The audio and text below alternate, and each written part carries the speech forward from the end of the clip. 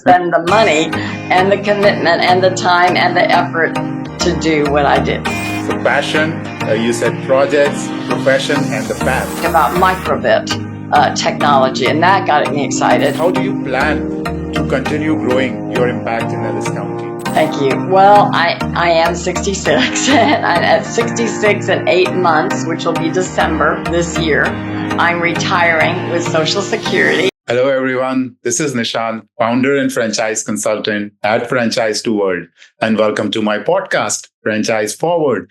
Well, Franchise Forward is my way of providing insights, strategies, success stories that inspire and guide the aspiring franchisee owners through engagements with successful franchisees, franchisors, and all the industry experts out there. Well, keeping up with this tradition, today we have a very special guest who embodies the spirit of passion, perseverance, and the transformative power of education. Well, her name is Irene Bounced. Well, Irene is the proud owner of Bricks for Kids franchise in Ellis County, Texas. With a deep commitment to making a difference in the lives of children, Irene's journey with Bricks for Kids started as a mission to bring hands-on learning and creativity to young minds through Lego-based educational programs, inspiring children towards STEM or STEAM. Well, she is 66 and her story is one of dedication. From the moment she took on this franchise to the remarkable success she has built in her community. Irene's work isn't just about running a business. It's about fostering growth, imagination, and excitement in kids, and hopefully inspiring some of these kids to STEM or STEAM career pathway early in life. Well, we're excited to dive into her journey, hear about her challenges, successes, and insights as a franchise owner. Well, please join me in welcoming Irene Bounced. Well, thank you so much, Irene, for joining today. And our viewers are equally excited to understand, to know about your journey, Irene. Well, thank you so much. I appreciate you reaching out to me, and I'm excited to tell you about myself and the franchise and what God is doing through this franchise. So thank you very much for having me. Well, thank you. Thank you again. So you had a long, successful journey with Bricks for Kids. What was it that first inspired you to start a franchise in Ellis County? And was there a defining moment when you knew this was the right path for you?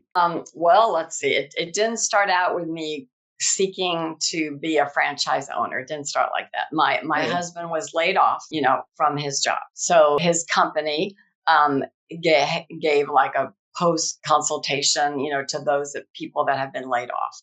So they encouraged us, because we were older. We were in our 50s at that point. And they encouraged us to use our 401ks and to buy franchise. They actually encouraged us to do that. They didn't say start a business. They said buy franchise. Yes. So we just pursued that. And then it was more me interested in doing it than my husband. And I used my 401k money. I found Bricks for Kids in the midst of all my research, and that was the one that jumped out at me because it, as I tell you more of my background, I know one of the questions are more about my background, and you'll see how it fits so beautifully on that path that God put me on. So the defining moment was when that opportunity arose. I have a relationship with God through Jesus, and yes. I read the Bible. And God speaks to me through his word. So I will say that I've known him since 1984. And over the years, he speaks to me. He just does. So I will say with the major life decisions that I've made in my entire life, over 40 years since I met the Lord, this was the one that I received the most Bible verses from. And that is remarkable because I've made huge changes in my life with one Bible verse. This one, I could count 10, 20. It just confirmed confirmation that I was on the right path. So I knew this was something God is calling me to. And it just took that kind of faith to take that leap to spend the money and the commitment and the time and the effort to do what I did. Well, I can say I already have goosebumps. Oh, well, Thank you. well, Irene, your story mentions a deep passion, like you just explained, for working, and especially for kids and education. And can you tell us more about how your background and experience led you to the Bricks for Kids model, and how does this franchise align with your personal mission? Excellent. It's, you start as a child, you grow up and my parents owned the A&W Drive-In franchise in Pampa, Texas. We moved there in 1965. I was like second grade. I worked with my parents, particularly my dad, in the front of the A&W Drive-In. I just was inspired by him. I mean, really, he had such energy, such passion, for the customer. And I saw him, and he was older when he did this. It wasn't like he was a youthful man when he bought that A&W. I mean, he did have other businesses, but I would say that the A&W Drive-In really inspired him to just go over and above. So I just saw him, his work ethic, how hard he worked. He did it himself. I mean, yes, he hired people, he would train them and off they would go. So he would just like, no, I'm just going to go do it. So he's out there car hopping. He's out there sweeping, literally sweeping the parking lot to make it look good. Yeah. And he worked, and my mom worked in the back cooking. And then just, how can I say it? I think for me, working hard, doing it yourself, giving it your all, doing your very best. It was a strong work ethic that I learned and was inspired by him. He never quit. And so then, my life continued. And yes, I pursued music. That was what I loved. I loved to sing. I thought that was the direction, the path that I was to go in. Well, it was great through college. And then I hit my student teaching.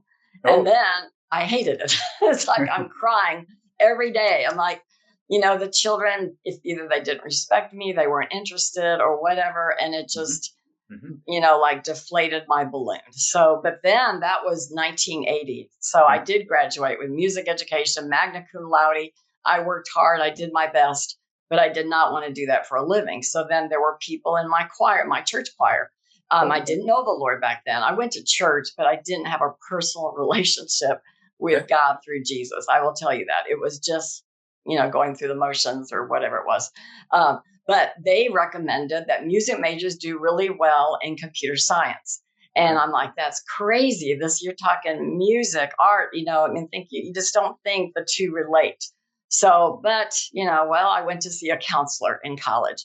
Okay. They sat me down at this counselor, and he just opened up back then the old-fashioned newspapers, and they just page after page after page of computer science jobs.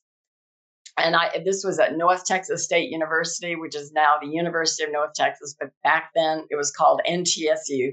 So NTSU. So they saw the need for computer programmers. Sure. And so they had accelerated programs where you could take college classes, if you already have a degree, which I did, and you could just take another year of college classes and get an equivalent degree of computer science. So that's the program I got in. 1 year later, I was lacking one course, but it's like, no, I'm ready to work. I'm just ready to get out there and start working. So I had friends, again, I think through the choir, they told me about ARCO oil and gas, and they told me they love music majors. And if you've got, all that education, they'll hire you. And they did. They hired me, trained me. I worked for ARCO Oil and Gas for like 5 years. I transferred to Denver, Colorado. And so I loved computer programming. Really, it was like, you're going to pay me to do this? I'm like, I will just say back then, as a music major, if I went to teach music, I would earn, I think it was, what was it? It was some $9,000. That's what it was. $9,000 a year. Okay. A year. Okay. A year. And then, but after my computer science, I started at 18,000 so, a year. And it only went up from there because it's just such a great, that's what I love about STEM. You can have fun, you can love it, you can enjoy it, you get paid for what you're doing and paid well. So then my life continues. And then I met my husband in Colorado, and then we got married, and then we had 2 sons, and I stayed home and I homeschooled the boys. And then we moved to Texas, and then part of their homeschooling education was 4-H. 4-H is an amazing organization. Highly recommend it. It's head, heart, hands, and health. That's the 4-H's. It's for youth development. Perfect for my homeschooling. And I started a club. It was the All for Him 4-H club. And I ran that for 5 years. And during that time, I learned, discovered, had my eyes open to the 3Ps. I call them the 3Ps because in 4-H, children work on projects, but they choose their projects. Yes, you think of cows, you think of, agriculture or that, but yet it's more than that. It's all kinds of projects. So I saw the STEM project or any of those projects, but I just saw a correlation between what the kids choose, their passion, P, P, project, and 3P, profession, that it could lead. If their passion, you can work on the projects you like. Well, that project could lead to a profession. And I even spoke at 4-H conferences as a volunteer to parents, encouraging them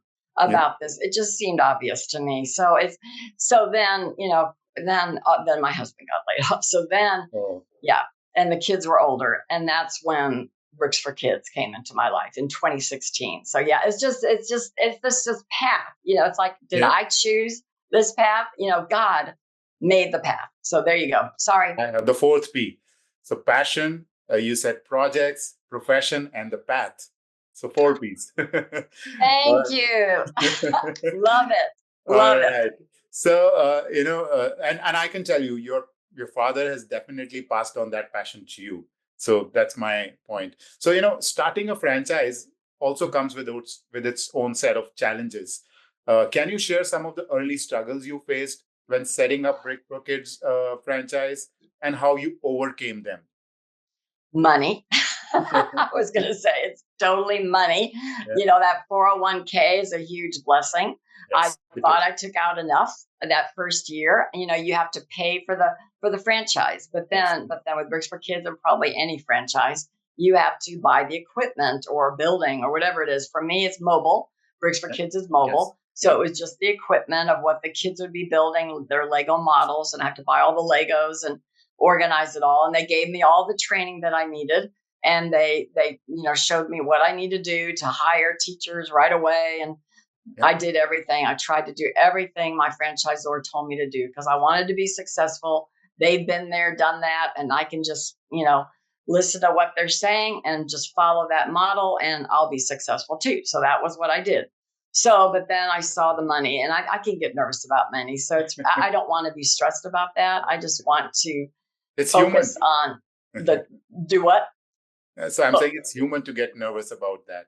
It would be easy to get nervous about it and people get stressed about it. And that was something I did not want to do. So I just pulled out more money the next year. It was a C Corp. I think in order to take out the money, maybe it had to be a C Corp, but it was a C Corp. So I took it out again the next year. So that helped. So then I put always 10,000 into savings. So that way there's always that little for rainy day. Yeah. I honestly, I've not really accessed that money, but it does give peace and comfort knowing that savings is there should I need it. So, So that was it. And then what else did I answer the question? Yes, you did. In fact, I would say, people who are watching this program, this podcast and videocast who will be following these answers from you, it's actually a learning. I mean, what you said exactly, that's what we tell. That's what I tell as a franchise consultant myself, that, you don't have to build something from ground up when you own a franchise.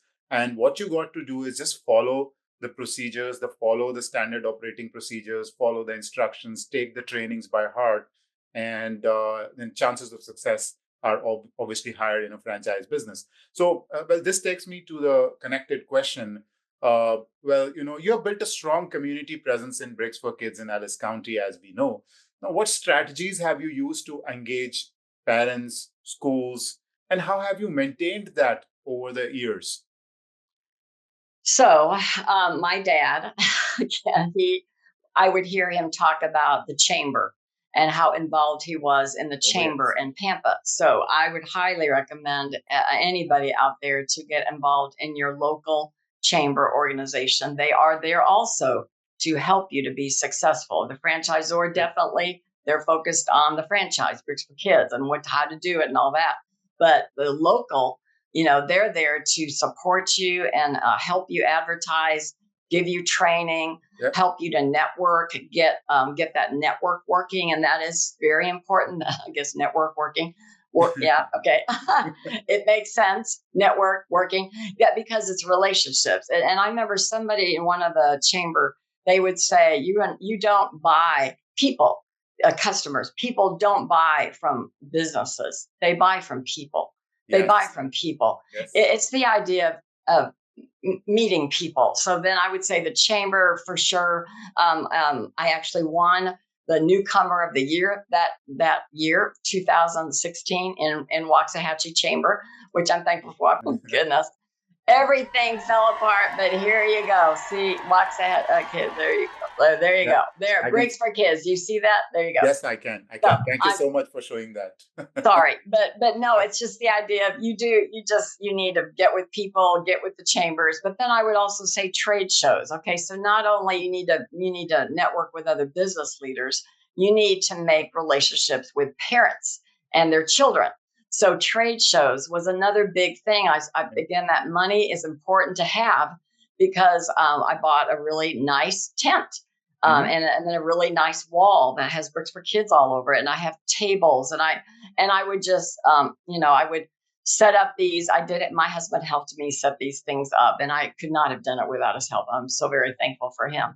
Sure. But he helped me set it up and I would do it and meet parents, talk to parents. The kids would go crazy about the parents would see the kids go crazy about it. And then they would want to sign up their kids in my summer camps. So it's just the idea of meeting people. So that's it. And then you start, what you do, you collect email addresses at these trade shows. And there's fancier way of doing it back when, where I used to have them write down their email on a notepad, but then I had to decipher their writing and get it into my database. And of course, I can't decipher. I would take pictures, zooming up, try to do that. So yeah, there's fancy ways to do it now. They use their phones and just get those email addresses. So that way you can communicate. I don't like to spam them, but I do try to communicate often to let them know what's going on with Bricks for Kids, and they can always unsubscribe if they want to. Yes, so that's important. Email. So then I will say another franchisee in the area, I asked her, what's your best thing to advertise? And she said, put a vehicle wrap around your car. And oh my goodness, I did that early on. Highly recommend doing that because wherever you drive, they see your brand. They see, your website. I have my website, maybe my phone number's out there too.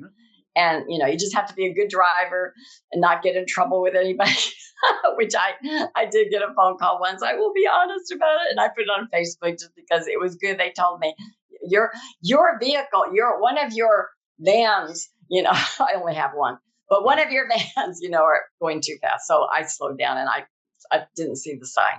But back to Brickmobile, the emails, social media, definitely social media. So Facebook. Okay. Now it's Facebook and Instagram that makes it easy, and then Twitter, X. I do those. I haven't done TikTok yet. I know I need to probably move that way, but I haven't done that yet.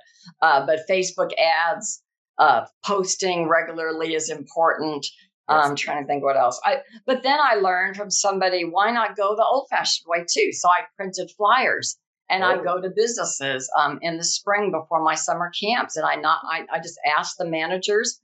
Every year, I ask them. I keep a database of who say yes, what businesses say yes, what businesses say no. But to post my summer camp schedule on their window, so I do that every year. So that's old school, but people are visual. It works. It still works. It still works. Yeah. So that, and then let's see, as far as so I do private schools. Because the public schools I had a bad experience with. So I'll be honest with that too. I haven't been able to get into the public schools. Maybe that's for the future when I'm a little braver, maybe older. I need to be older to be braver. So I'll try that again. But then I do, connect with churches in all the major cities in Ellis County. And I do summer camps in each of those locations. So, I did get business coaches. I will highly recommend if you're new, is that your franchisee?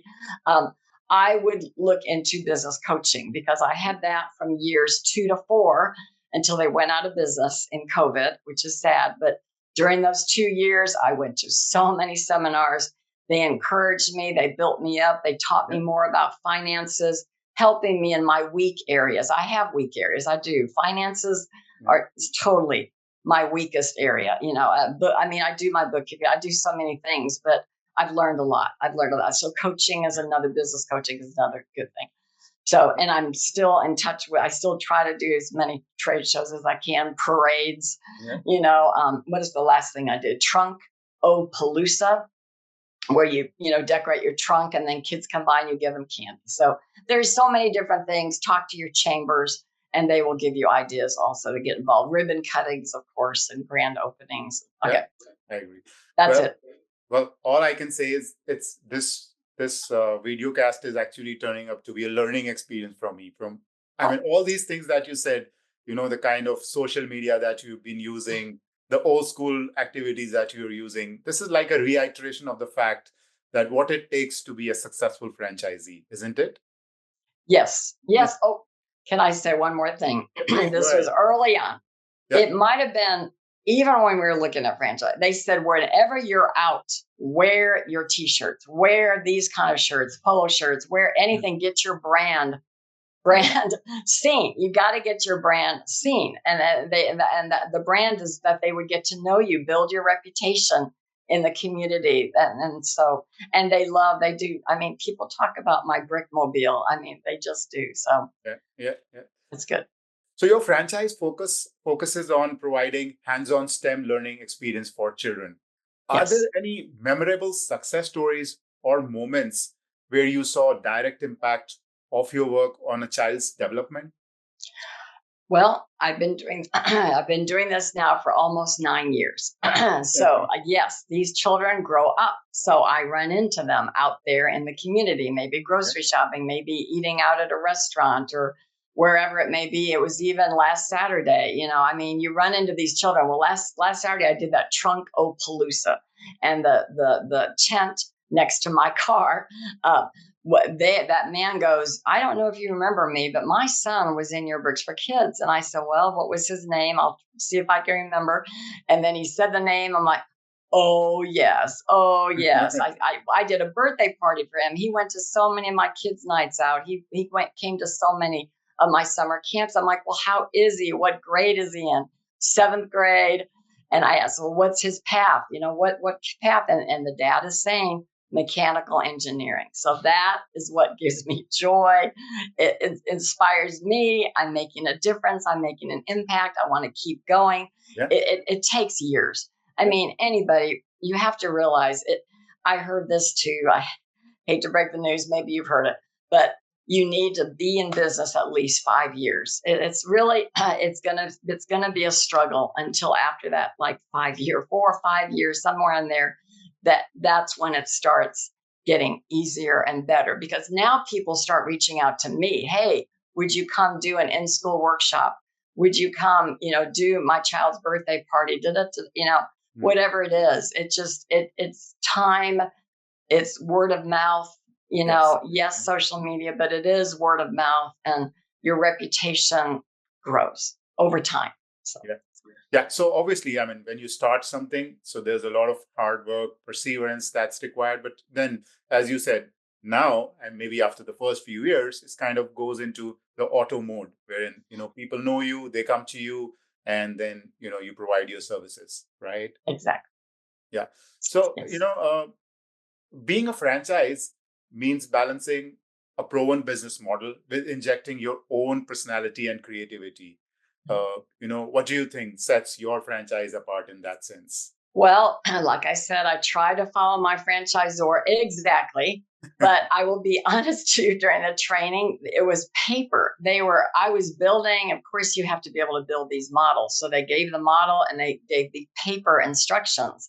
Well, because I'm STEM, I'm a computer programmer, No, thank you. That is too old school for me. And so what I did instead is right away with the money from my 401k, and I knew I needed to equip at least not children, 4 teachers.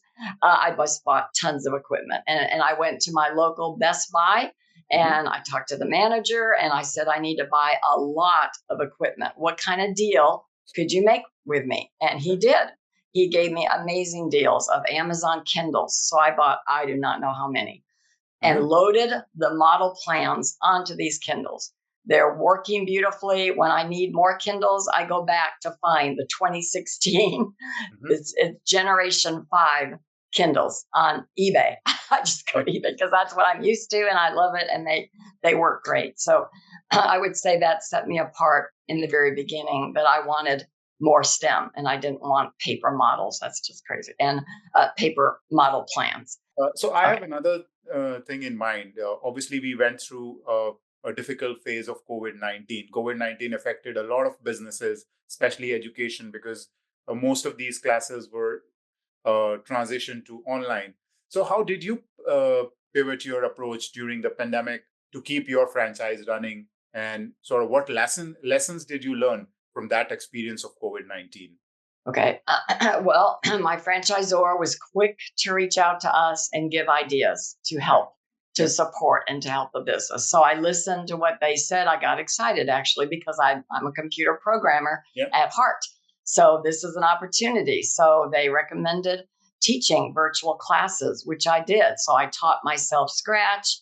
They gave recommendations. I followed those recommendations. I built, I just went and just took off and did my own PowerPoints. That was another thing I forgot to mention earlier, that, I like to do PowerPoints. I create my own PowerPoints, and I like to teach children how to build with Bricks for Kids. So that's another thing that set me apart. I forgot to mention that. So back to the COVID time. So yes, virtual classes. I taught Scratch programming to children, and there's a lot of kids that I used to see hands-on engineering types.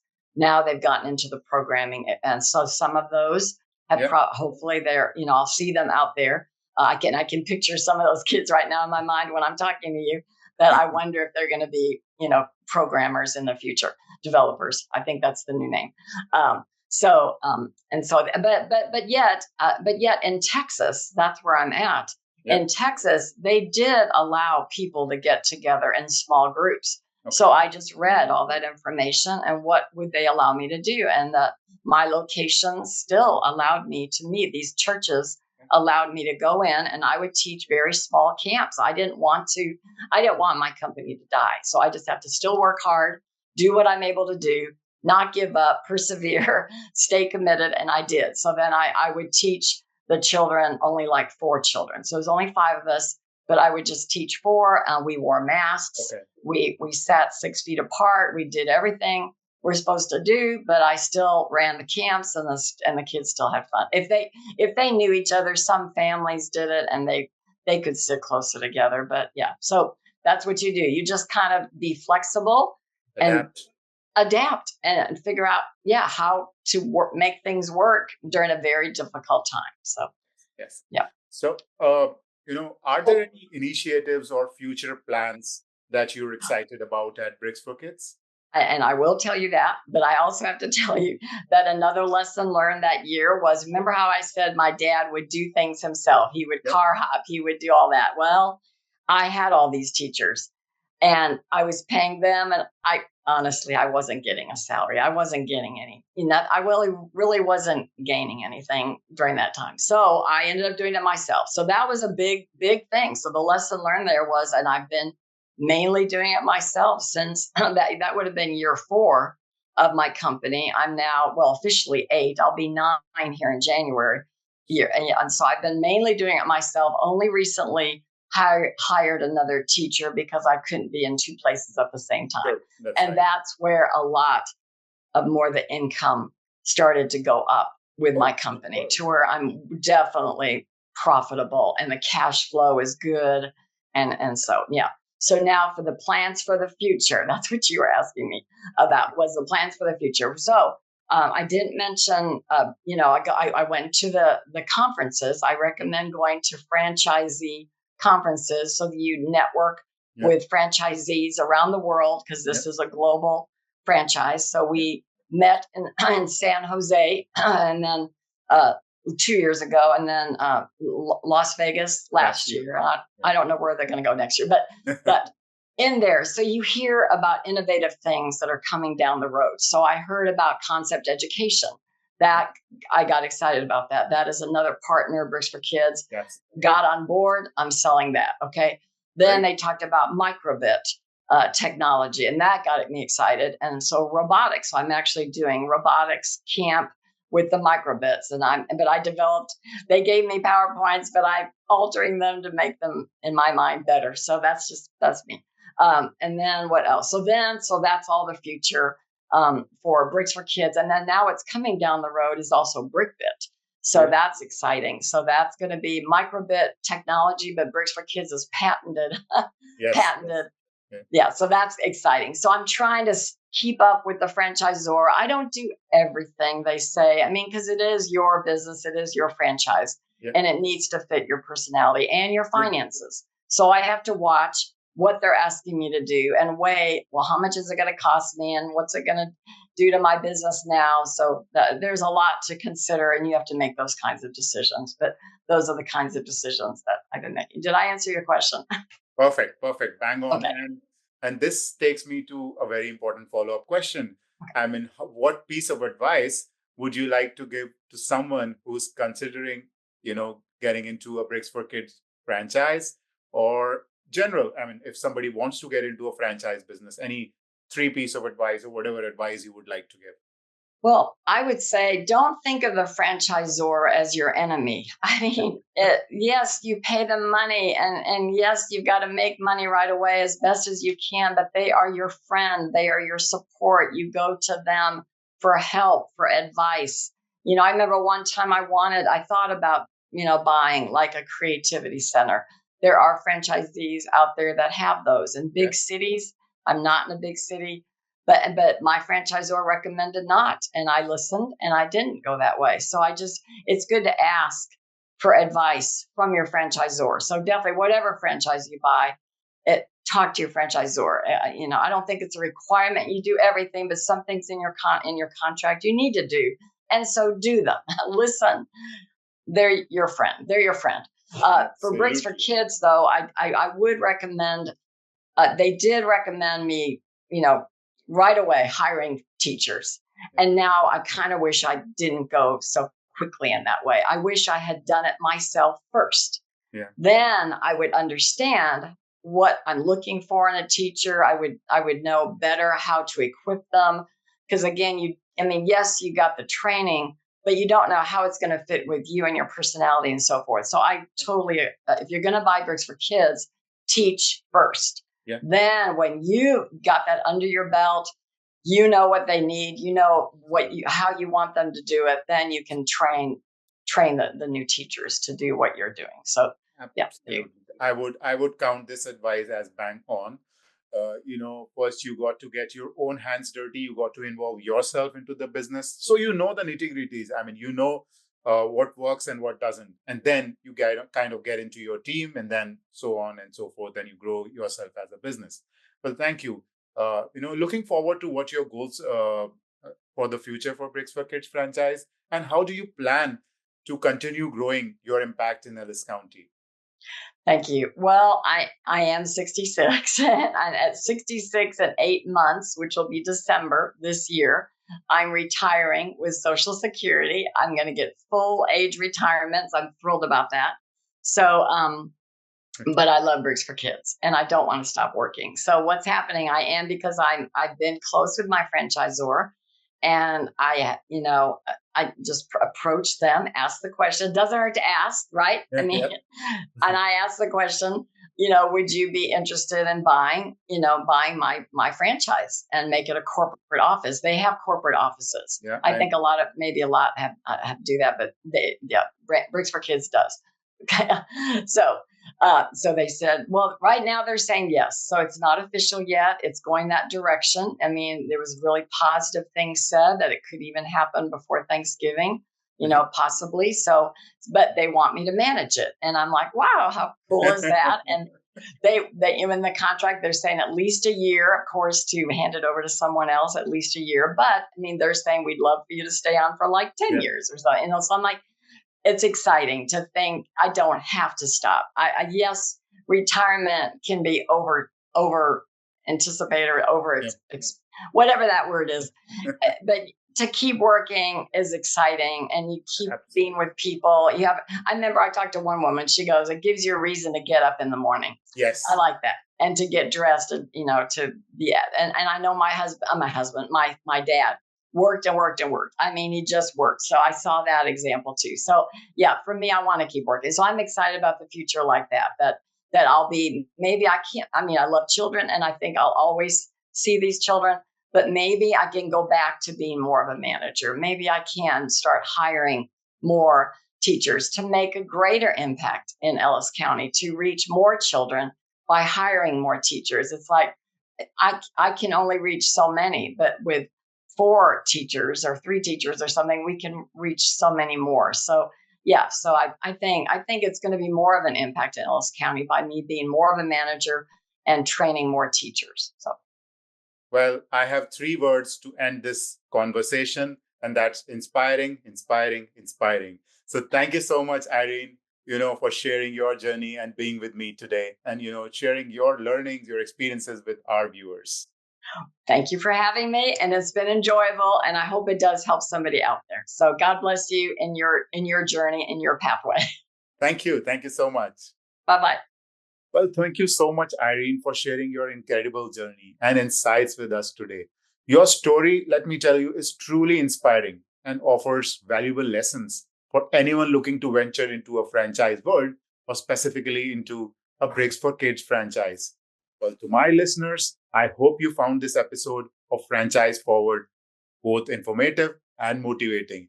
If you have any questions or you want to learn more about franchise opportunities, please visit our website, franchise2world.com. Well, stay tuned for more episodes featuring industry experts and successful franchisees. Until next time, keep pushing forward with your franchise ownership dreams.